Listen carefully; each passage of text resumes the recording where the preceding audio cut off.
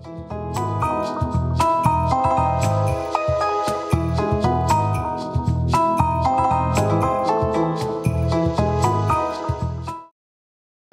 আলাইকুম ওয়া রাহমাতুল্লাহি ওয়া বারাকাতুহু। ইন্নাল হামদালিল্লাহ ওয়াসসালাতু ওয়াসসালামু আলা মান লা নাবিয়্যা বা'দা ওয়া আলা আলিহি ওয়া সাহবিহি ওয়া মান ওয়ালা। সুপ্রিয় দর্শক, এই মুহূর্তে কাছে দূরে দেশে বিদেশে যে যেখান থেকে এই চমৎকার আয়োজনে যুক্ত হয়েছেন বা পরবর্তী যুক্ত হবেন, সবাইকে জানাচ্ছি অনেক অনেক প্রীতি, শুভেচ্ছা ও মোবারকবাদ। শুরু করছি মহান আল্লাহ সুবহানাহু ওয়া তাআলার একান্তে অনুগ্রহে আপনাদেরই প্রিয় চ্যানেল নেক্সাস টেলিভিশন পরিবেশিত এবং ইসলামী ব্যাংক বাংলাদেশ পিএলসি নিবেদিত অনন্য অনুষ্ঠান আয়োজন ইসলামী জীবন বিধান। ঈদুল আজহা পালিত হয়েছে, উদযাপন আমরা করেছি। এই সময় ইসলামের বড় বড় ইবাদতগুলো সংগঠিত হয়ে থাকে, অনুষ্ঠিত হয়ে থাকে। তার মধ্যে একটি বড় আর্থিক ইবাদত হজ্জ বাইতুল্লাহ, হজ করা। ইসলামের একটা বুনিয়াদি ইবাদত। যারা গিয়েছেন তারা কি নিয়ে ফিরে আসবেন? যেহেতু হাদিসের সুসংবাদ আসছে, আল হাজ্জুল মাবরুর লাইসা লাহু জাযা ইল্লাল জান্নাহ, কবুল হজ যার নসিব হয়ে যায়, জান্নাত ছাড়া আর কোনো প্রতিদান থাকে না। সুবহানাল্লাহ। এবং আরও সুসংবাদ আসছে, হজ করতে গিয়ে হজ বিরোধী সাংঘর্ষিক কোনো কাজ কর্মকাণ্ড তার কাছ থেকে সংঘটিত হয়নি। সে রাজা কায়াউমি ওয়ালাদতু উম্মু, নিষ্পাপ শিশুর মতো ফিরে আসে। সুবহানাল্লাহ। এখন হাদি সাহেবরা স্বদেশে ফেরার আগে কি নিয়ে ফিরে আসবেন? আজকের আলোচ্য বিষয় হচ্ছে স্বদেশে ফেরার আগে হাদি সাহেবদের করণীয় কি। এই সম্পর্কে আমরা আলোচনা শুনব আপনাদেরই শ্রদ্ধেয় ব্যক্তিত্ব, পরিচিত মুখ, ইসলামী চিন্তাবিদ, গবেষক, লেখক, প্রফেসর ডক্টর হাফেজ ABM হিজবুল্লাহ হাফিজাহুল্লাহ। আসসালামু আলাইকুম রহমতুল্লাহ। ওয়ালাইকুম আসসালাম রহমতুল্লাহ বারাকাতুহু। স্যার, এই ঈদের পরে আয়োজনে স্বাগত জানাচ্ছি। আমি আল্লাহর কাছে সবার জন্য দোয়া করছি। আমিন আমিন, জাযাকাল্লাহ খাইরান। স্বদেশে ফেরার আগে হাদি সাহেবদের করণীয় কি, এই বিষয়ে প্রথমে আপনার কাছ থেকে জানতে চাই স্যার। নাহমাদুহু ওয়া নুসাল্লি আলা রাসূলিহিল কারীম, আম্মা বা'দ। চমৎকার একটি বিষয় নিয়ে আজকে আমরা আলোচনায় এসেছি। আলোচনার বিষয় থেকেই আমরা বুঝতে পারছি যে আমাদের শ্রোতা এখানে কয়েক শ্রেণীর শ্রোতা আছেন। সরাসরি এখন যারা মক্কা মুকাররমা বা মদিনা মুনাওয়ারায় অবস্থান করছেন, তারা কতটুকু আজকে আমাদের প্রোগ্রাম দেখতে পাবেন ঠিক জানি না, কিন্তু আমাদের দেশ বা বিদেশের অন্য অন্যখানে অনেকেই দেখতে পাবেন। তাদের মধ্যে এক শ্রেণীর শ্রোতা আছেন বা দর্শক আছেন যারা হজ করেছেন, আরেক শ্রেণীর দর্শক আছেন যারা এখনো হজ করেননি। তো যারা হজ করেছেন তারা হয়তো মনে করতে পারেন এই প্রোগ্রামটা তো আমার জন্য না, আর যারা হজ করেননি তারা ভাববেন আমি তো এখনো হাজি হতে পারিনি। আসলে আমি বলবো যে উভয় শ্রেণীর জন্যই আজকের আলোচনা গুরুত্বপূর্ণ ইনশাআল্লাহ। যারা হজ করেছেন তাদেরকে মোবারকবাদ, হজ করে এসেছেন। আর আপনি উপস্থাপক, জাযাকাল্লাহ খাইর, বারাকাল্লাহ ফিক। আপনি দুটো হাদিসের উদ্ধৃতিও দিয়েছেন, যার অর্থ দাঁড়ায় যে যারা হজ করে এসেছেন তারা নিষ্পাপ হয়ে এসেছেন, পাশাপাশি জান্নাতের সুসংবাদ নিয়ে এসেছেন। সুবহানাল্লাহ। এক। আর যারা যান নাই, যাবেন যাবেন ভাবে আছেন, তাদের অন্তরেও এ আকাঙ্ক্ষা আছে যে পৃথিবীতেই আমি নিষ্পাপ হয়ে যাই, এই পৃথিবীতেই আমি জান্নাতের সুসংবাদ নিয়ে যাই। আল্লাহ আমাকে সে তৌফিক দান করুন, আমিন। তো যারা হজ করে এসেছেন আমি তাদের কাছে প্রশ্ন রাখবো, হজের পরে আপনার জীবনের পরিবর্তন কেমন হয়েছে? আর যারা এখনো যান নাই, যাবেন যাবেন করে আছেন, তাদের কাছে অনুরোধ থাকবে যে কথাগুলো শুনুন এবং নিজেকে সেইভাবে গড়ে তুলুন, যেন আপনিও আলোচনার আলোকে নিজেকে গড়ে নিতে পারেন। তাহলে আপনার হজটাও সুন্দর হবে, জীবনটাও পরিশুদ্ধ হবে। এবার চলুন যাই হজে ফেরার আগে আমাদের করণীয়। তো যারা এখন মক্কা মদিনায় অবস্থান করছেন, তারা দুভাগে বিভক্ত, কেউ মক্কায় আছেন, কেউ মদিনায় আছেন। আসলে দেখুন, হজ পালন করার এটা আল্লাহর পক্ষ থেকে একটা বিশেষ নেয়ামত। আমরা বলে থাকি, আমাদের শিক্ষকগণ, ওস্তাদগণ আমাদেরকে এইভাবেই শিখিয়েছেন যে দেখো, কারো ইবাদত যদি আল্লাহর পছন্দ না হয়, আল্লাহ তাকে ইবাদত করতে দেন না। আমি এটা আগে খুবই ভাবতাম যে এটা কি করে সম্ভব। অর্থাৎ দেখা যাচ্ছে, দেখুন, আপনি নামাজ পড়তে চাচ্ছেন, সালাত আদায় করতে চাচ্ছেন, কিন্তু পারতেছেন না। তাহলে ধরে নিতে হবে কোথাও গলতি আছে আপনার, আল্লাহর না, আপনার। যে কারণে আপনি সালাত আদায়ের ইচ্ছা করেও পারতেছেন না, ইবাদতের ইচ্ছা মনে জায়গা সত্ত্বেও পারতেছেন না। এই যে ইবাদত করার ইচ্ছা আপনার মনে আসা, এটাও আল্লাহর একটা রহমত। সুবহানাল্লাহ। চিন্তা করেন। আর দেখুন, হাদিসের মধ্যে এটাও আছে, নিয়াতুল মুমিনি খায়রুম মিন আমালি। কেউ কেউ হাদিস বলেছেন, কেউ কেউ এটাকে ভিন্নভাবেও আপনি ব্যাখ্যা করেছেন। জি, যে ইবাদতের নিয়ত করাও ইবাদতের সমতুল্য। করতে পারলে তো আলহামদুলিল্লাহ, আর না করতে পারলেও এই নিয়তের জন্য আল্লাহ সওয়াব দিবেন। আচ্ছা, জি। তো এখন যেটা আমি বলতে চাই সেটা হলো এই যে হজ করতে যেতে পারাটাও এটা আল্লাহর পক্ষ থেকে নির্দেশিত হয়ে, অনুমতিপ্রাপ্ত হয়ে, এবং আল্লাহর রহমতের কারণেই তিনি হজে যেতে পেরেছেন।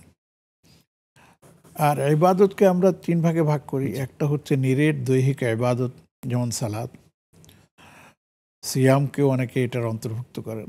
আরেকটা হচ্ছে নিরেট আর্থিক ইবাদত, যেমন যাকাত। আরেকটা হচ্ছে এই দুটোর সংমিশ্রণে দৈহিক এবং আর্থিক দুটোটা মিলে ইবাদত, এটার নাম হচ্ছে হজ। এখানে দেহেরও যেমন কষ্ট আছে, অর্থেরও তেমন খরচ আছে। তো আমি বলবো যে যারা হজে যেতে পেরেছেন তাদেরকে কি বলা হয়েছে? দুয়ুফুর রহমান। সুবহানাল্লাহ, আল্লাহু আকবার। আল্লাহর মেহমান, সরাসরি আল্লাহর মেহমান হিসেবে সম্বোধন করা হয়ে থাকে।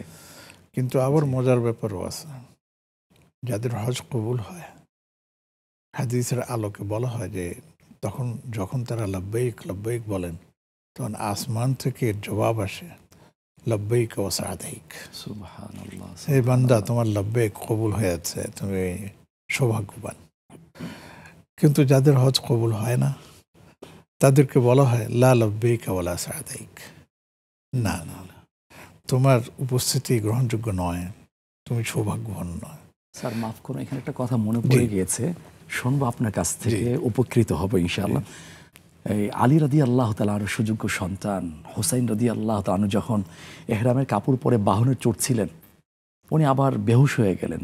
হুশ যখন ফিরে আসছে, তখন তাকে জিজ্ঞেস করা হলো, কি ব্যাপার, আপনি হজে যাবেন, ইহরামের কাপড় পরলেন, বাহনে চড়লেন, বেহুশ কেন হলেন?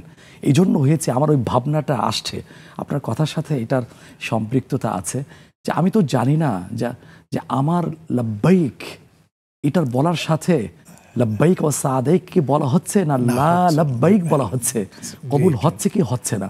বড় মানুষের কত বড় চিন্তা। জি জি, সেটাই। জাযাকাল্লাহু খাইর। আসলে এই জন্যই মানে আলোচনার মাধ্যমে আমরা অনেক কিছুই জানতে পারি আর কি। তো যেটা আমি বলছিলাম সেটাই, পরের কথাটা মানে আতকে ওঠার মতো। জি, আতকে ওঠার মতো, আমি সেটাই বলতেছি।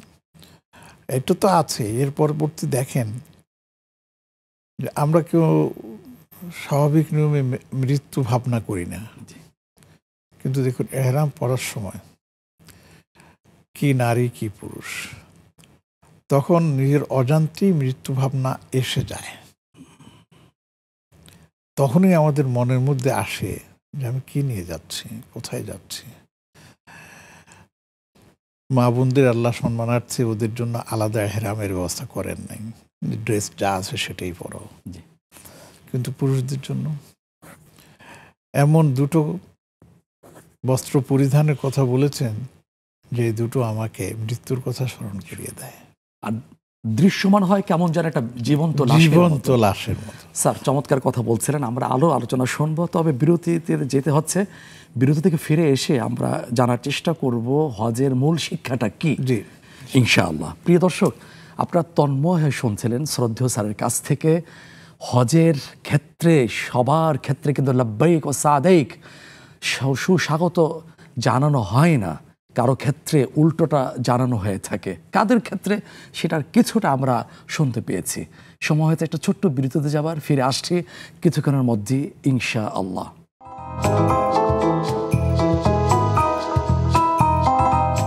প্রিয় দর্শক, বিরতির পরে আবারও আমন্ত্রণ জানাচ্ছি ইসলামী ব্যাংক বাংলাদেশ পিএলসি নিবেদিত অনন্য আয়োজন ইসলামী জীবন বিধান অনুষ্ঠানে আপনাদের সামনে চমৎকার আলোচনা পেশ করছেন হজ থেকে ফেরার আগে হাজী সাহেবদের করণীয় কি, এই সম্পর্কে আমরা আলোচনা শুনছি। আমাদের শ্রদ্ধেয় ব্যক্তিত্ব প্রফেসর ডক্টর হাফেজ ABM হাফিজুল্লাহ হাফিজাহুল্লাহ, আর সঙ্গে আছি আমি মোহাম্মদ মুস্তফা জামান। আমরা বিরতির আগে ছোট্ট প্রশ্ন বিনয়ের সাথে স্যারের কাছে রেখেছিলাম যে হজের মূল শিক্ষাটা কি, সেটা জানার চেষ্টা করছি। যে স্যার, হাজী সাহেবদের এহরাম বাঁধার পরই তালবিয়া পাঠ করতে হয়, যেটা কেমন যেন একটা ছন্দ থাকে, শুনতে খুব ভালো লাগে। সেটা হলো লাব্বাইক আল্লাহুম্মা লাব্বাইক লাব্বাইক লা শারীকা লাক লাব্বাইক।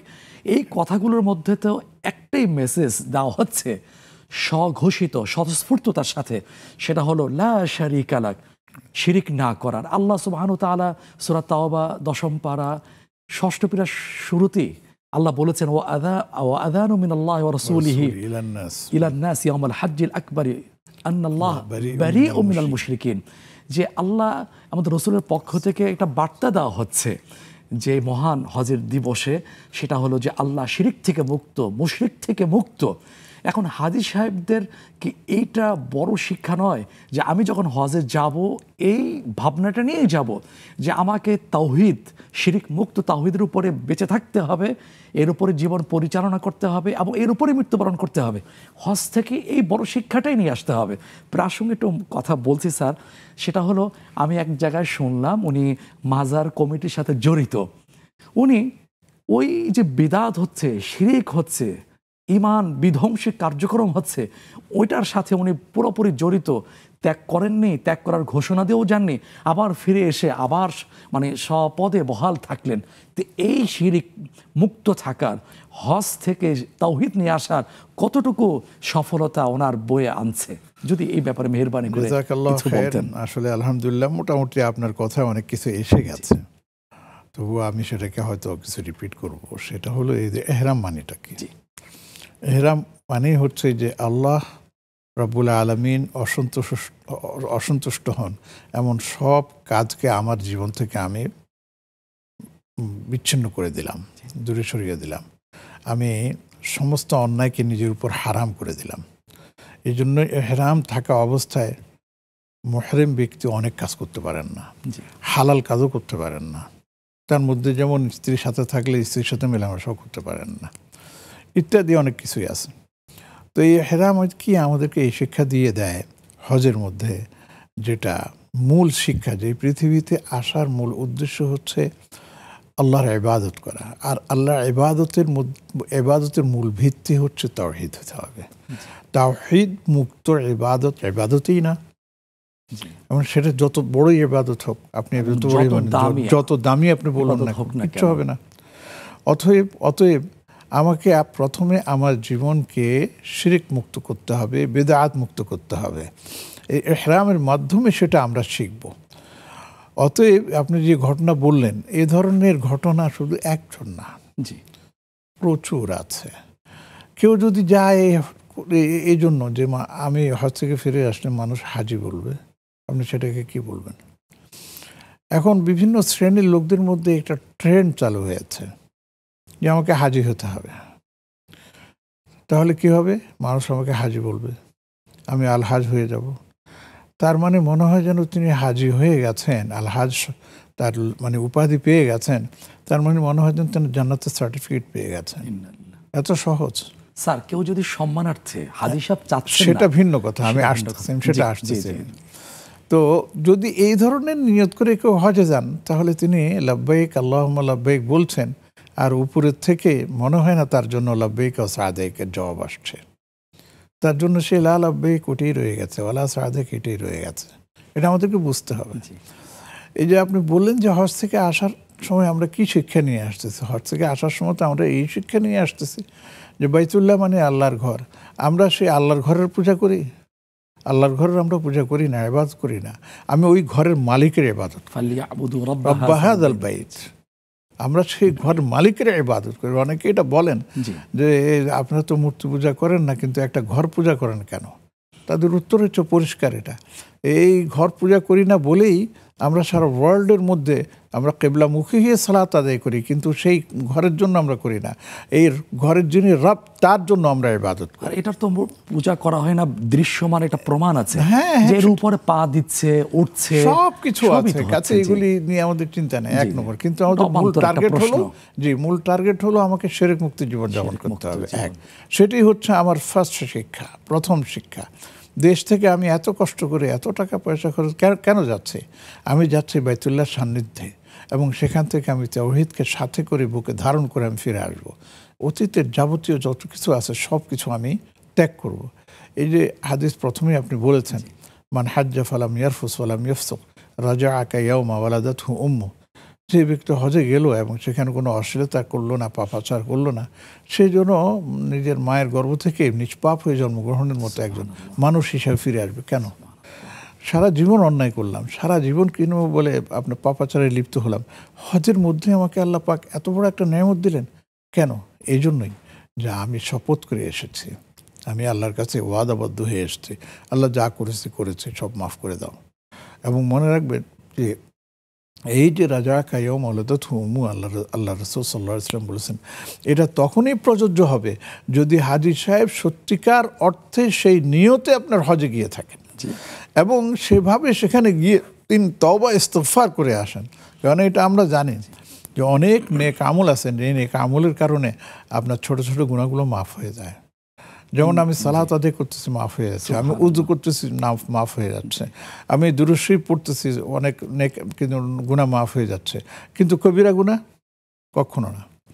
কবিরা গুনার জন্য আপনাকে কি করতে হবে? অবশ্যই তওবা করতে হবে, ইস্তিগফার করতে হবে। এই যেমন নাকি আরাফার দিন, ইয়মে আরাফা, 9 তারিখ জিলহজ মাসের 9 তারিখ নিজ নিজ দেশ অনুযায়ী যারা রোজা রেখেছেন, রাসূল করিম সাল্লাল্লাহু আলাইহি ওয়াসাল্লামের হাদিসের আলোকে তারা তুকাফিরু সানাতাল্লাতী ক্বাবলাহা ওয়া সানাতাল্লাতী বা'দাহা, তাদের 2 বছরের গুনাহ মাফ হয়ে গেছে। কোন গুনাহ? ছোট গুনাহ, কবিরা না। কবিরার জন্য আপনাকে তওবা করতে হবে, আপনাকে ইস্তিগফার করতে হবে, করে আল্লাহর কাছ থেকে ওয়াদাবদ্ধ হতে হবে। আর সেই কাজটাই কিন্তু হাজী সাহেবরা করে আসতেছেন। স্যার, এক্ষেত্রে প্রাসঙ্গিক বলে মাফ করবেন যে কবিরা গুনাহ, অন্যের হক যদি ক্ষুণ্ণ করা হয়, ভাই যদি বোনের, জনপ্রতিনিধি যদি মানুষদের, আর উনি গিয়ে যদি বাইতুল্লাহর গিলাফ ধরে হাতিমে দাঁড়িয়ে মাকাম ইব্রাহিমের পিছনে যদি এইভাবে সিজদায় গিয়ে জান্নাত খোঁজেন, ক্ষমা পাওয়ার আশা করেন, সেটা কতটুকু সঠিক হবে যদি একটু বলতেন মেহেরবানি করে। স্পেসিফিকলি আপনি এটা মানে ফাইন্ড আউট করেছেন আর কি। আমি চেয়েছিলাম ওভারঅল সবকিছু এটা নিয়ে আসতে, এটাও সেই কবিরা গুনার অন্তর্ভুক্ত। কেন আমাদের মধ্যে একটা প্রমত কাজ করছে যে আমি তো হাদিস, আমার সব গুনাহ মাফ হয়েছে, 7 খুন আমার জন্য মাফ। এত সহজ না। দেখবেন কোরআনে কারীমের মধ্যে যত জায়গায় আল্লাহ পাক মাগফিরাতের কথা বলেছেন, সেখানে প্রত্যেক মুফাসসির আবার লিখে দিয়েছেন ইল্লা হাক্কুল ইবাদ। আর ছোটগুলো তো ইন্নাল হাসানাত ইউযহিবুনা সাইয়্যাত, সেটা তো আগেই বলে দিয়েছে, সেটা তো শেষ হয়ে গেল। কিন্তু মানুষের হক, সেটা ভাই বোনের হোক, বোন ভাইয়ের হোক, আর কোনো ব্যক্তির অন্য ব্যক্তির হোক, কোনো বন্ধু অন্য বন্ধুর হোক, যেভাবেই হোক, তিনি যেভাবে আত্মসাৎ করেছেন, সেটা মাফ পাওয়ার একটাই মাত্র পথ, যে যার সাথে অন্যায় করা হয়েছে তার থেকে মাফ নিয়ে আসতে হবে। এবং এটাও বলা হয়েছে হাকুল্লাহ, মানে আল্লাহর হক। আপনি নামাজ পড়েন না, আল্লাহ মাফ করে দেওয়ার অধিকার রাখেন। আপনি রোজা রাখেন না, আল্লাহ মাফ করে দেওয়ার অধিকার রাখেন, এবং আপনি ঠিক মতন তওবা করলে মাফ করে দেবেন আল্লাহ। কিন্তু আপনি আপনার ভাইয়ের হক মেরে খেয়েছেন, এই যে মানুষ বিদেশে চলে যায়, জায়গা জমি দেশে রেখে যায়, অন্যরা সেই জায়গা জমি আপনার দখল করে নিয়ে যায়, ভূমিদস্যুরা ভূমিদস্যুতুকুর করে আরেকজনের জায়গা দখল করে নিয়ে যায়। আপনি এখানে বাড়ি গাড়ি করে সব কিছু করলেন, কিন্তু মৃত্যুর পরে যে এগুলোর হিসাব দিতে হবে খবর আছে আপনাদের? আর দিতে গেলে দেখা যায় কষ্টার্জিত ন্যায় কাবল দিয়ে দিতে হবে, সব দিয়ে দিতে হবে, কিচ্ছুই থাকবে না। তো যেটা আমি বলতেছি মূলত দেখুন, হজ থেকে আসার সময় আমাদেরকে এই জিনিসগুলো সব মনে করে আসতে হবে। স্যার এটা কি হজ থেকে ফেরার আগে এই মনোভাব পোষণ করে আসতে হবে না? হজে যাওয়ার আগে বিষয়গুলো হজে যাওয়ার আগে থেকে শুরু করতে হবে। এবং সবাই অনেকে তো একবারে অস্থির যে আমি এত লোক থেকে ঘুষ খেয়েছি, এত লোক থেকে সুদ নিয়েছি, এত লোকের মেরেছি, এখন সেটা আমি কিভাবে করব? ভাই, কিভাবে করবেন সেটা আপনি জানেন হাজী সাহেব। আপনি গিয়ে কি করবেন সেটা আপনি ঠিক করুন। দরকার হলে হাতে পায়ে ধরে তাদের থেকে ক্ষমা নিয়ে নিন এবং প্রয়োজনে তাদের ক্ষতিপূরণ দিয়ে দিন, তারপরেও দুনিয়ায় বেঁচে যান, আখিরাতে মুক্তি পেয়ে যান। আমরা সেটাই শুধু। জাযাকাল্লাহ খাইরান। স্যার এই কথাটা শুধু হজ ইবাদতের বেলা না, সব ইবাদতের বেলায় প্রযোজ্য। অনেক শুকরিয়া, জাযাকাল্লাহ খাইরান। সময় হয়তো আরেকটি বিরতিতে যাবার।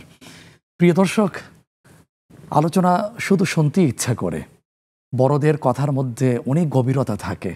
ইনশাআল্লাহ আরও শুনবো, তবে এখন নয়, আরেকটি বিরতি থেকে ফিরে আসার পরে। আপনারা দেখছেন ইসলামী বিবেক বাংলাদেশ পিএলসি নিবেদিত ইসলামী জীবন বিধান অনুষ্ঠান। সময় হচ্ছে আরেকটি বিরতিতে যাবার, ফিরে আসছে, কোথাও যাবেন না কিন্তু।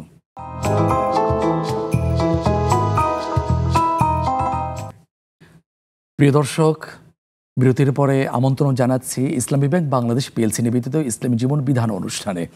আপনাদের সাথে আছেন সর্বজন শ্রদ্ধেয় ব্যক্তিত্ব মোহতারাম অধ্যাপক ডক্টর হাফেজ ABM হিজবুল্লাহ হাফিজাহুল্লাহ। আজকের আমাদের আলোচ্য বিষয় হচ্ছে স্বদেশে ফেরার আগে হাদী সাহেবদের করণীয় কি। এই আলোচ্য বিষয়ের আলোকে চমৎকার আলোচনা শুনছি, যে আলোচনা নিঃসন্দেহে জীবন পরিবর্তন করার, জীবনকে পরিশুদ্ধ করার।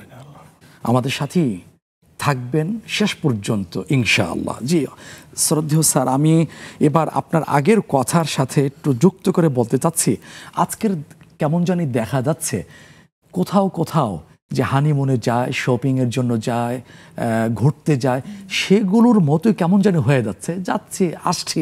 এমনও দেখা গেছে যে এহরাম বাঁধা অবস্থায় তার ওই মোবাইলের মাধ্যমে, মুঠোফোনের মাধ্যমে তার ব্যবসায় সমস্ত কার্যক্রম চলতে থাকে। তো এই যে সুখ্যাতি জন্য এই ধরনের হজের সফর কতটুকু তার জন্য সার্থকতা বয়ে নিয়ে আসবে? আসলে হ্যাঁ, চমৎকার একটা প্রশ্ন নিয়ে আসছেন। এখানে কয়েকটা বিষয় আছে। একটা হচ্ছে যে প্রয়োজনে আমি মোবাইল ফোন ব্যবহার করব, প্রয়োজনে আমি আমার ব্যবসায়িক কাজকর্ম যেটা আছে ওভার টেলিফোন আমি সেটা সমাধান করব, এটা ঠিক আছে। কিন্তু এটাকেই আমার একমাত্র বানানো যাবে না। আরেকটা যেটা হচ্ছে, যেটা একবারে সংক্রামক ব্যাধির মতো সবার মধ্যে ছড়িয়ে পড়েছে, সেটা হচ্ছে যে মোবাইলের মধ্যে সেলফি তোলা। জি, তওয়াফ করতেছে, সেলফি তুলতেছে, জিয়ারতে যাচ্ছে, সেলফি তুলতেছে, আপনার ইয়েতে যাচ্ছে, রিয়াজুল জান্নাহ জ্বালতেছে, সেলফি চলতেছে, তারপরে আপনার জান্নাতুল বাকিতে যাচ্ছে, সেলফি। না, এটা করা ঠিক না। এটা হজের রুহানিয়তকে নষ্ট করে দেয়। আমি আমার ব্যক্তিগত অভিজ্ঞতা থেকে বলি, কতভাবে হাজী সাহেবদেরকে বুঝাই, মানে না এমন না, মানে, কিন্তু শেষ পর্যন্ত নিজেকে ধরে রাখতে পারে না। তখন গিয়ে তিনি এই সমস্ত করেন।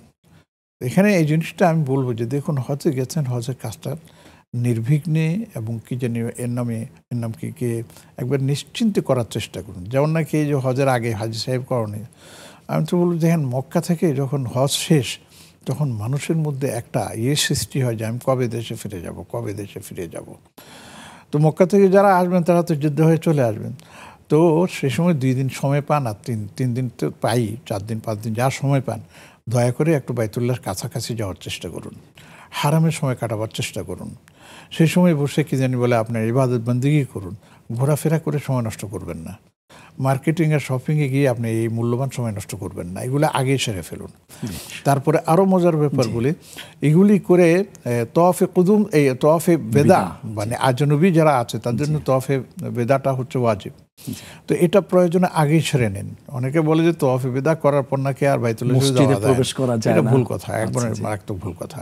আপনি বারবার যাওয়া আশা করতে পারেন, কোনো অসুবিধা নেই। এর ফাঁকে তওয়াফে বেদাটাও সেরে নিন, কারণ কোন সময় ডাকে এসে চলে যেতে হবে, সময়টাকে আপনার কাজে লাগাতে লাগাতে হবে। এটা তো হলো বাইতুল্লাহ শরীফের কথা বলছি। আর এর নাম কি? মদিনা শরীফে। সুবহানাল্লাহ, সোনার মদিনা। সেই মদিনাতে আমাদের যেতে হয়। যদিও মদিনার, এটা অনেকে বিতর্ক সৃষ্টি করবেন কিনা জানি না, তবে এই কথা আমি বলতে পারি যে মদিনা হজের কার্যক্রমের সাথে সংযুক্ত নয়। কেউ যদি শুধু বাইতুল্লাহ শরীফ তওয়াফ জিয়ারাত করে চলে আসেন তাহলে হজ হয়ে যাবে, কিন্তু মহব্বত, এটা ভালোবাসা, এটাই হলো মূল কথা। এই জন্য আবার কিছু জাল হাদিসও চালু আছে, যেমন হলো মান হাজ্জা ওয়ালাম ইয়াজুরনি ফালাম ইয়াজুরনি ফাকাদ জাফান। হজ করলো আর আমাকে দেখে গেল না, এটা তো আমার উপর জুলুম করা হলো। এটা মানবিক দিক থেকে সেটা একটা হতেই পারে। রাসূলুল্লাহ সাল্লাল্লাহু আলাইহি ওয়াসাল্লাম মহাব্বত কার দিলে নাই, কিন্তু সময় সুযোগ করে যেতে হবে, সেটা কিন্তু সুযোগ করে নেওয়াটা উচিত। যাই হোক, আমি গেলাম, আমি যাব, অসুবিধা নেই, আমাদের যেতেই হবে, গেলাম আলহামদুলিল্লাহ। কিন্তু মদিনার হক তো আমাকে নসিব করতে করতে হবে, রক্ষা করতে হবে। মদিনাতে আমি যতটুকু মনে পড়ে, ভুল না বললে, ইমাম আবু হানিফা রাহমাতুল্লাহ আলাইহি মদিনার অলিতে গলিতে যখন চড়তেন তখন তিনি জুতা পায়ে ফুটতেন না, জুতা হাতে রেখে চলতেন। আল্লাহু আকবার। ইমাম মালিক রাহমাতুল্লাহ আলাইহি ঘটনা তো বিখ্যাত ওনাদের। ওনারা বলতেন যে নবী কোন গলিতে হেঁটেছেন, কিভাবে হেঁটেছেন, তার পায়ের জায়গায় যদি আমার পা পড়ে যায় কত বেয়াদবি। উনি তো বাহনও চড়তেন না, যতদূর দৃষ্টির মধ্যে রাসূলের কবর থাকতো, রওজা থাকতো। আল্লাহু আকবার। সেটা গেছে। এখন তো মদিনা মুনাওয়ারা বা মক্কা মুকাররমার চিত্র পাল্টে গেছে। আমি 50 বছর আগের কথা বলি, তখন যখন দেখেছি, তখনকার অবস্থা দেখেছি, ভাই বিশ্বাস করবেন না, তখনকার সেই চিত্র এখনো আমার চোখের মধ্যে ভাসমান। সেই গলিগুলো আমি এখনো দেখতে পাচ্ছি, মসজিদ নববীর পিছনের গলি। সেখানে আপনার সাহাবীদের ঘর ছিল, সেখানে কত ছিল, পশ্চিম সাইডে আপনার মাজাল্লা ছিল, ছায়া দেওয়ার জন্য ছিল, সেখানে ছিল। সেগুলো দেখি আর বলি। তো এই জন্য আমি বলি, যাই মদিনার মহাব্বত যদি কারো অন্তরে না থাকে তাহলে বুঝতে হবে তার ঈমানি দুর্বলতা আছে, ঈমানি দুর্বলতা আছে। বলেছেন মান আহাব্বানি ওয়া মান কানা মাই ফিল জান্নাহ ওয়া কানা মাই ফিল জান্নাহ। স্যার যদি অর্থটা বলে দিতেন দর্শকদের, যে আমাকে মহব্বত করলো, যে মদিনাকে মহব্বত করলো, বা এইভাবে আসছে যে সেই জন্য আমাকে মহব্বত করলো, আর যে আমাকে মহব্বত করলো সে তো জান্নাতে আমার সাথেই থাকবে। সুবহানাল্লাহ। এই সুযোগ কয়জন আমরা গ্রহণ করতে পারি? তো এই জন্য আমি বলবো যে মদিনাতে যারা অবস্থান করছেন হজের পরে গিয়ে, তাদেরকে, যারা তো আগে গেছেন, চলে গেছেন, তারা মেহেরবানি করে একটু সময় নষ্ট করবেন না, যে কি জানি বলে আপনার বিভিন্ন কাজে কর্মে ইত্যাদি। তো চেষ্টা করবেন যে মসজিদে মানে নববীতে যতটুকু পারেন সালাত আদায় করতে, এবং সেখানে কি জানি বলে সময় কাটাতে, তেলাওয়াত, জিকির, আজকার, বিভিন্ন বয়ান হয়, আরবিতে হয়, আবার অনুবাদও করা হয়, সেখানে সময়টা কাটাতে। তো এই কোরআন কারীমের তেলাওয়াত করতে, কারণ আপনি আবার কবে যে ফিরে আসবেন এটা তো কোনো নিশ্চয়তা নেই। হতে পারে এটাই আমার শেষ, এটা আমাদের শেষ সফর। তো এইগুলি নিয়তের সামনে রেখে রওজায়ে আতহারে গিয়ে সালাম দেবেন, বড় আদবের সাথে সালাম দেবেন। সেখানে গিয়ে ওই সেলফির পিছনে পড়বেন না মেহেরবানি করে, বরঞ্চ বড় আদবের সাথে আসসালাতু ওয়াসসালামু আলাইকা ইয়া রাসূলুল্লাহ, সেখানে দাঁড়াতে দেয় না। আমরা সমাজে তো আমরা অনেকক্ষণ দাঁড়িয়ে সালাম করতাম, দোয়া করতাম, আমরা এই করতাম, কিন্তু এখন সেটা সম্ভব না, মানুষ এত বেশি হয়ে গেছে। আগে তো রিয়াজুল জান্নাতে বারবার যাওয়া যেত, কিন্তু এখন তো নুসুকের মাধ্যমে, আপনি অ্যাপসের মাধ্যমে আপনার নাম আসলে আপনি যেতে পারবেন, না হলে আপনি যেতে পারবেন না। তো এই সুযোগটাকে দেন বলে আপনি গ্রহণ করুন, চেষ্টা করুন, এখানে সময় কাটাবার চেষ্টা করুন। মদিনাতে অনেকগুলো জিনিস আছে দেখার, অনেকগুলো জিনিস আছে সুন্নতের মধ্যেও পড়ে, যে রাসূলুল্লাহ সাল্লাল্লাহু আলাইহি ওয়াসাল্লাম জান্নাতুল বাকিতে জিয়ারতে যেতেন। তাহলে আপনিও গেছেন, আর কবে সুযোগ পাবেন সেই জান্নাতুল বাকিতে যান, জিয়ারত করুন। একটা কথা না বললি না, নিজেকে লোভ সামলাতে পারছি না।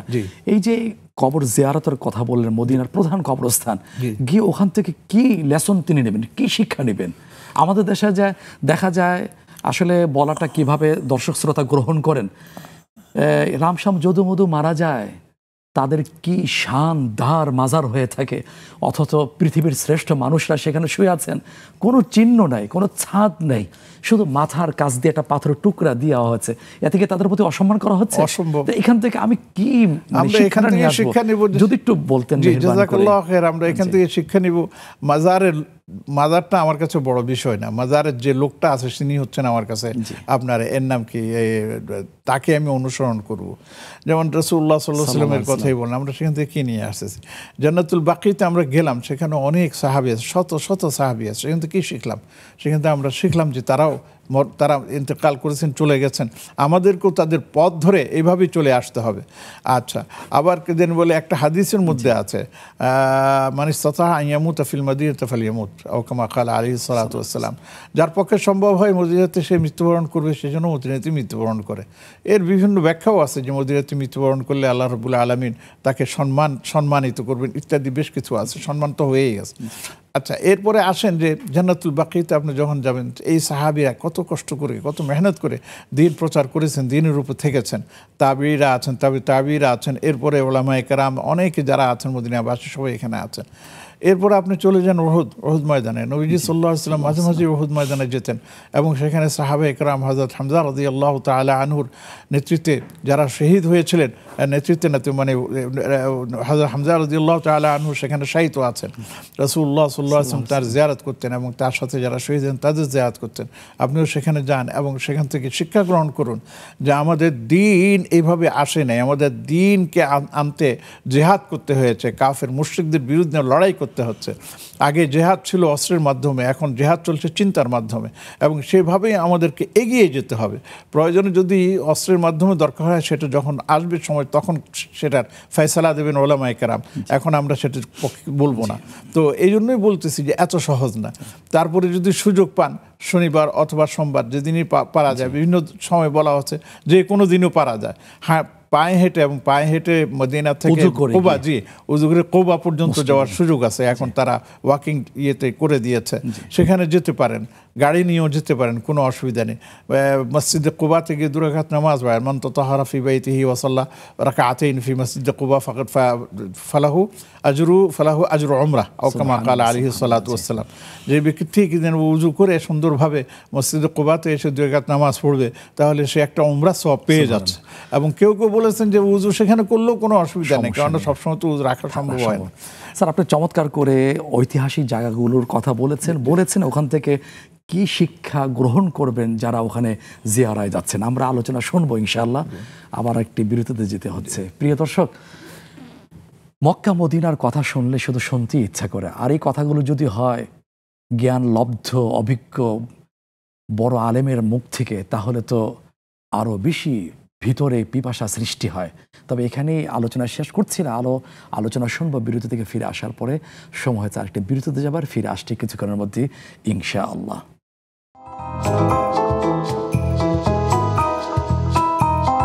সম্মানিত দর্শক, বিরতির পরে আবারও সাদর আমন্ত্রণ জানাচ্ছি নেক্সাস টেলিভিশনের জনপ্রিয় ইসলামী অনুষ্ঠান ইসলামী জীবন বিধানে। আপনাদের সাথে আছেন আমাদের শ্রদ্ধেয় ব্যক্তিত্ব মোহতারাম অধ্যাপক ডক্টর হাফেজ ABM হিজবুল্লাহ হাফিজাহুল্লাহ। আমরা আলোচনা শুনছিলাম যে স্বদেশে ফেরার আগে হাজী সাহেবদের করণীয় কি। এর মধ্যে আরেকটি আলোচনা আমরা শুনবো ইনশাআল্লাহ, যে হাজী সাহেবরা মক্কা মদিনা অবস্থানকালে দেখা যায় গুনাহ থেকে বেঁচে থাকেন, জামাতের সাথে তাকবীর-উলার সাথে নামাজ পড়ার সর্বোচ্চ চেষ্টা করে থাকেন, কিন্তু দেশে এসে তারা কি সেই শিক্ষাটা মানে গুরুত্ব দেন কি না, ওই উপরে আমলে অভ্যস্ত থাকেন কিনা, এবার আমরা জানবো স্যারের কাছ থেকে। যে স্যার, দেখা যাচ্ছে হাজী সাহেবরা মক্কা মদিনা থাকা অবস্থায় জামাতের ব্যাপারে, আমলের ব্যাপারে অনেক গুরুত্ব দিয়ে থাকেন, কিন্তু দেশে আসলে কেমন যেন একটা আলসেমি চলে আসে। কিন্তু এটা কি ঠিক কিনা? দেখা যায় যারা মাটির দুনিয়াতে জীবদ্দশায় জান্নাতের সুসংবাদ পেলেন, যাদেরকে একসাথে বলা হয় আশরা মুবাশশারা, হয়তো কেউ বলেছিলেন মনে হয় এখন তাদের আমলের ঘাটতি, অলসতা, গাফলতি চলে আসবে। দেখা গেল তা না, উল্টোটা, আজান হয়েছে আবার হাজিরা দিয়েছেন, ন্যাক আমল কমে নেয়, আরও অগ্রসর হয়েছেন। কিন্তু আমাদের ক্ষেত্রে এই চিত্রটা কেন দেখা যায়? পাশাপাশি আরেকটা প্রশ্ন রাখছি স্যার বিনয়ের সাথে, সেটা দেখা হাজির সংখ্যা বাড়ছে, গুণীজনদের সংখ্যা বাড়ছে, দেশের চিত্রটা কাঙ্ক্ষিত মানের হচ্ছে না কেন? অন্যায় দুর্নীতি বেড়েই চলছে, এর রহস্যটা কি স্যার? জাযাকাল্লাহ খায়র, আসলে চমৎকার প্রশ্ন করেছেন। এখানে আরেকটা জিনিস আমি আপনাকে এখন বলি, এটার সাথে সম্পৃক্ত, তাহলে অনেক প্রশ্নের উত্তর হয়ে যাবে। সেটা হচ্ছে এই যে আমি কিভাবে জানবো আমার হজটা কবুল হয়েছে কি হয়নি? গুরুত্বপূর্ণ প্রশ্ন স্যার। এটার জবাব দেন, দেখবেন সব প্রশ্নের উত্তর চলে আসছে। দেখুন, হজের আগে আমি কি ছিলাম সেটা ফ্যাক্টর নয়, হজের পরে আমি কি হলাম সেটাই হচ্ছে আসল কথা। দেখা যায় অনেক মানুষ হজের আগে ভালো ছিলেন, হজের পরে কিন্তু আর ভালো থাকতে পারেন নাই। আবার দেখা যায় অনেক মানুষ হজের আগে অন্যরকম ছিলেন, কিন্তু হজের পর তিনি একজন আল্লাহওয়ালা হয়ে গেছেন। এরকম প্রচুর নজির আমাদের সামনে আছে। আল্লাহকে মানত না, নাস্তিক, কিন্তু যে কোনোভাবেই হোক আল্লাহ তাকে পছন্দ করেছেন, হজে নিয়ে গেছেন, আসার পরে তিনি পুরো আস্তিক। শুধু তাই না, দাঁড়ি ইলাল্লাহ হয়ে গেছেন। সুবহানাল্লাহ। আবার কি যেন এমনও আছে, দেশে ছিলেন খুব দরবেশ, হজ থেকে আসার পর হয়ে গেছেন পরবেশ। কি বলবেন আপনি? তো আমি এটা বলবো, দেখেন আমার তিক্ত অভিজ্ঞতা থেকে বলি, ভালো অভিজ্ঞতাই বলি, হয়তো যখন যায় তখন দেখি যে হাজি সাহেবরা বাইতুল্লাহ শরীফে যাওয়ার জন্য পাগল হয়ে যেতেন, খালি তওয়াফ আর তওয়াফ, তওয়াফ আর তওয়াফ। আর একাধিক ওমরা করার ব্যাপারে তো আর কোনো কথা নেই, বাবার নামে, মায়ের নামে, শ্বশুরের নামে, শাশুড়ির নামে করতেই থাকতেন। খুব ভালো কথা। মদিনা মুনাওয়ারায় গেছেন, 5 ওয়াক্ত নামাজ, 40 ওয়াক্ত নামাজের একটা হাদিস আছে, বলা হয় একটা প্যাকেজ জি, থাকে। একটা প্যাকেজ থাকে। তো সেটার জন্য একবারে পুরা থাকবেন, এক ওয়াক্তকে যেন কাদা করতে দেন না, আগে আগে উঠে দৌড়ে যান। কিন্তু দেশে আসার পরে মসজিদের খুঁজেও পাওয়া যায় না। অথচ ওই তাকবীরে উলা, জি, জামাত, সেটাই বলতেছিলাম, আগে যেরকম ফরজ, এখনো তো একই গুরুত্ব থাকছে। একই কথা বলতেছে। তাহলে আমার হজকে কবুল হয়েছে কি হয় নাই, তার উত্তর রয়েছে এই জায়গায়, যে আপনি হজ থেকে আসার পর আপনার আমলের কি পরিবর্তন হয়েছে সেটা বলুন।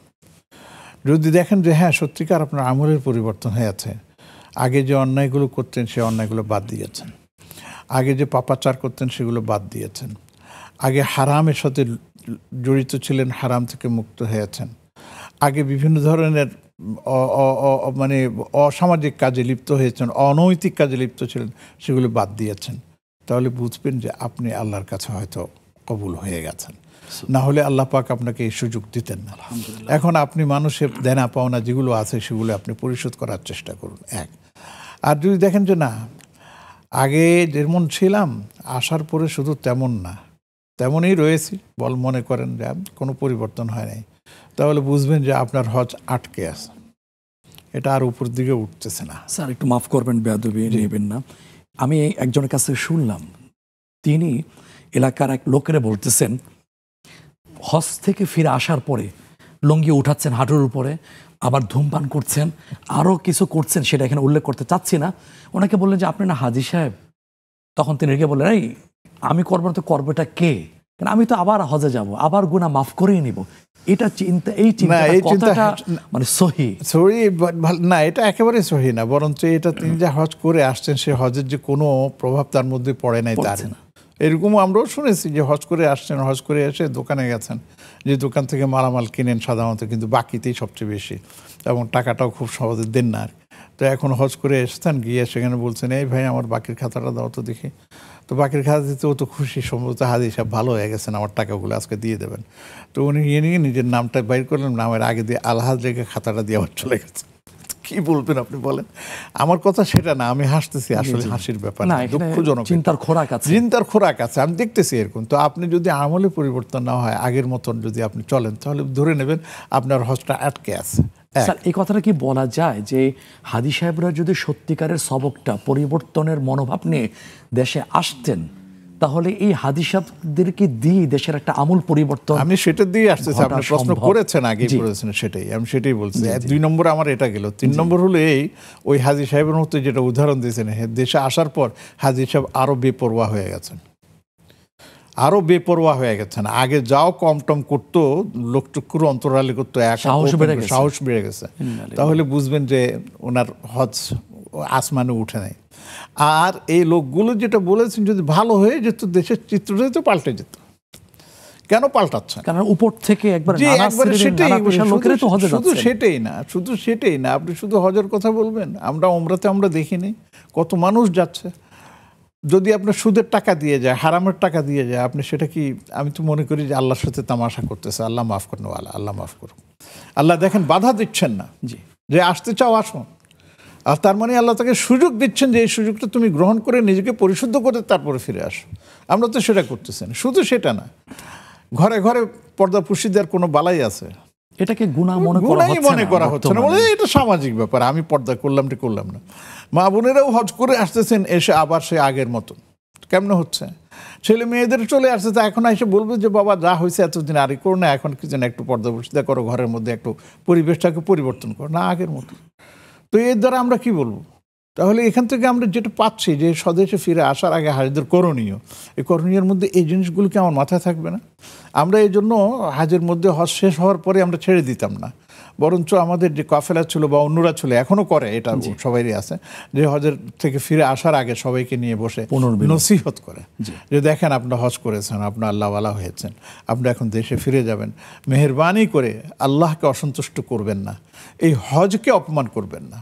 তার মানে আপনি হজ করে গিয়ে আবার সে আগের মতন গুনাহে লিপ্ত হয়ে যাবেন, পাপাচারে লিপ্ত হয়ে যান, তাহলে এটা তো প্রকারান্তরে হজকে আপনি অপমান করে দিলেন।